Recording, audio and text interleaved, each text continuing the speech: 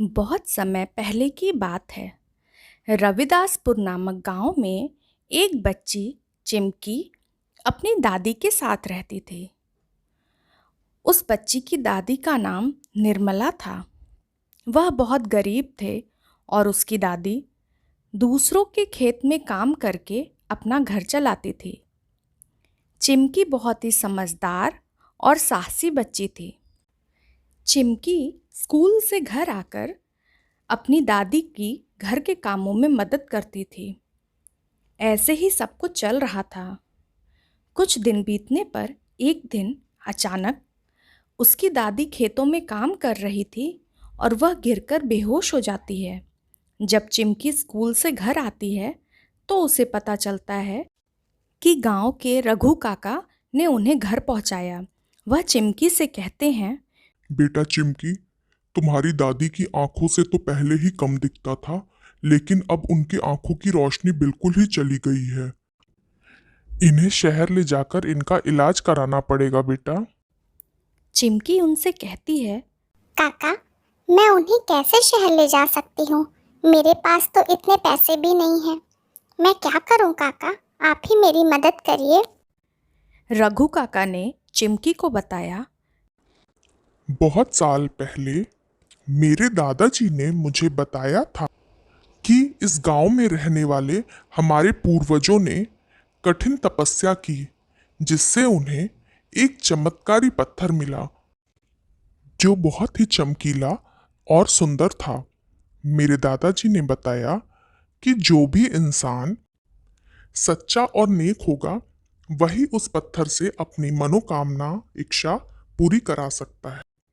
और तू तो बहुत ही अच्छी और नेक दिल की है बेटा। तू आसानी से उस पत्थर को पाएगी और अपनी इच्छा पूरी करेगी, मुझे पूरा विश्वास है। वह पत्थर कहाँ है ये तो किसी को नहीं पता। हाँ, लेकिन इतना जरूर पता है कि वह पत्थर पास ही के जंगल में रहस्यमयी तरीके से खो चुका है। बहुत सारे लोगों ने उसे पाने की कोशिश की, लेकिन वह किसी को नहीं मिला। फिर चिमकी कहती है, मैं अपनी दादी की आंखों को जरूर ठीक करूंगी। मुझे पूरा विश्वास है। मैं जरूर उस पत्थर को ढूंढ के लाऊंगी और मेरी दादी फिर से देख सकेंगी। ऐसा कहकर चिमकी घर से बाहर निकलती है और उस जंगल की तरफ जाने लगती है। वह मन में बस यही सोच रही थी कि किस तरह से और कहाँ से वह उस जादुई पत्थर को ढूंढे। चलते चलते चिमकी जंगल में एक घर के सामने पहुंची।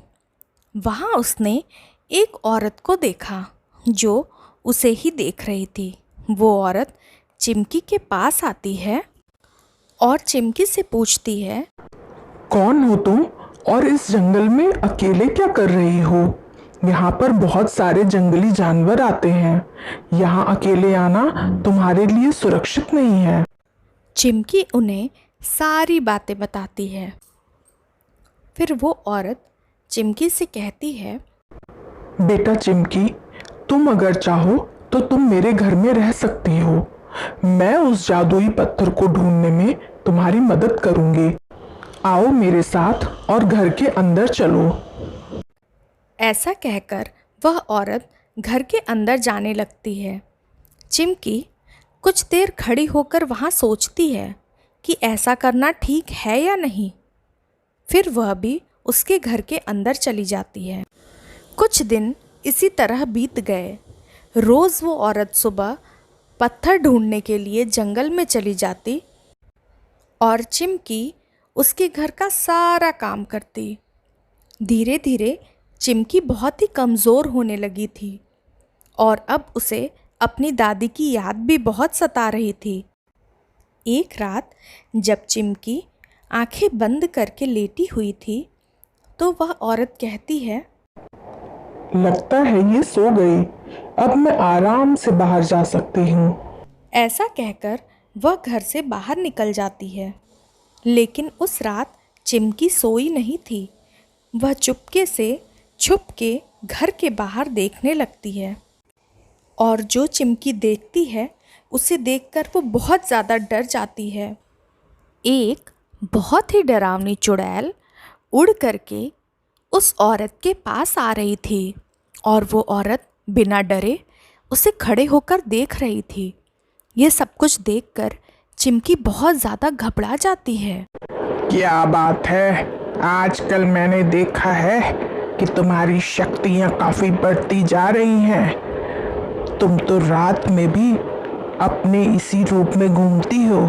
क्या तुम्हें ज़रूरत नहीं महसूस होती अपने असली रूप में आने की? तभी वह औरत अपने असली रूप यानी चुड़ैल के रूप में आ जाती है और वह उसको बताती है, मेरे घर एक लड़की आई है जो उस जादुई हीरे को पत्थर समझती है। वह कहती है मुझे अपनी दादी की आंखें ठीक करने के लिए वो पत्थर चाहिए। मैंने भी उसे उल्लू बनाकर अपने घर में रख लिया है और अब रोज़ धीरे धीरे उसकी शक्तियाँ मेरी होती जा रही हैं और जब वो बिल्कुल कमज़ोर हो जाएगी तब मैं उसे पका करके खा जाऊंगी। और तुम्हें पता है वो जिस पत्थर को ढूंढ रही है ना, वो मेरे ही घर में एक साधारण से दिखने वाले झोले में पड़ा है।